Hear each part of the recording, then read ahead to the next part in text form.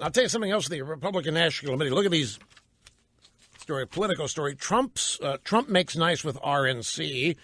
Donald Trump has broken the Republican Party on Thursday. This is Politico. So it's not my words. I'm just reading what the Politico writes here. Donald Trump has broken the Republican Party on Thursday. Took his most visible steps to fix it, with a looming loss in Wisconsin vastly increasing the odds. Trump went to Capitol Hill to meet with RNC Chairman Reince Priebus, with whom he's had a lukewarm relationship. Sure are a lot of assumptions in that opening sentence. Trump has broken the GOP. Trump hasn't broken the GOP. Trump is a result of a broken GOP. The GOP broke the GOP. The Republican establishment broke the GOP. Those close to Trump say, despite appearances to the contrary, he's interested in coalescing the party around him and reaching out to key. There's no question he is. There's no question. Anybody running would love to have the party behind him and unify and so forth and go forth as a major, big, powerful force. But that isn't going to happen. So a lot of candidates have the mindset they have to do this without the aid of the party, and some think even with the aid of the party, that is not helpful. I just soon go it alone without the party behind me. That would be pretty much any conservative. Karl Rove today, Washington Examiner. Fresh face might be best GOP nominee. One thing that unites many supporters of Donald Trump and Ted Cruz is the suspicion that party elders might try to hand the nomination to another candidate. If neither Trump nor Cruz arrives in Cleveland, 1,237 delegates required to win. Karl Rove, a man many view as the physical embodiment of the establishment, has poured gallons of fuel on the Republican fire. Appearing on a Hugh Hewitt radio show Thursday evening, Rove said a fresh face chosen at the convention might turn the Republicans' fortunes around and win in November.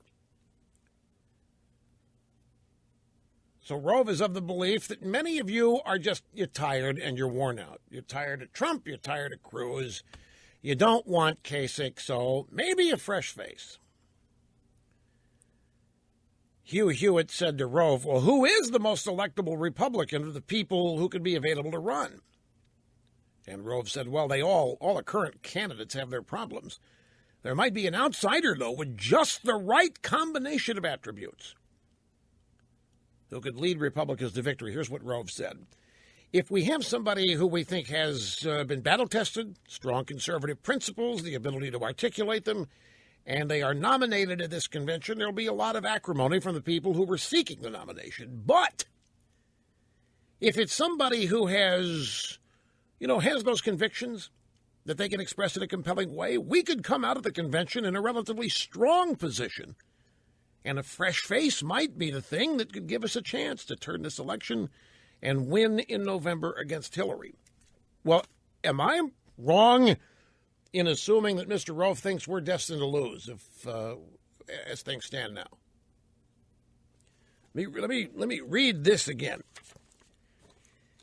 A fresh face might be the thing that could give us a chance to turn this election and win in November against Hillary. That sounds to me like that Rove and others in his group believe that with Trump we lose, with Cruz we lose, Kasich's not a factor, at least not in the primary process. Folks, I was just talking about the passion that exists on both sides here. The passion that Trump voters have for him is equaled by the passion they have in opposition to Cruz, and it's the same with Cruz people. Cruz supporters are so passionate of Cruz, and they are so angry and frustrated at Trump supporters. We're not seeing the light. And the Republican Party had better be careful, because if they end up turning a fire hose on the passions of all of these voters, there is no way the party survives. And that's what you've got this burning passion. You've got a significant segment of Republican voters. It's a large group of people. All of the energy in this primary season is on the Republican side. Look at that turnout. That turnout is through the roof. The establishment doesn't have a single person can generate this kind of turnout. There's not a single person they can choose from their fresh faces that would come anywhere near equaling this kind of excitement. Nowhere near maintaining this kind of excitement, leading to continued turnout records, which are happening in primaries. If they do what these stories indicate they're thinking of doing, it's the equivalent of turning a fire hose on these passions and potentially on both groups of voters. And if just one of these groups of voters decides to sit it out, then it doesn't matter what fresh face they come up with. And that's why there are some people who think that the Republican establishment is totally cool with that. Totally cool with maintaining the establishment but losing to Hillary. Because at least they maintain themselves. They sustain in their jobs. They sustain in their lifestyles. They remain entrenched where they are. But I don't know how you quell these passions and then convert this passion to somebody who has not run or somebody who has run and has been shellacked. But apparently it's what they're plotting or planning.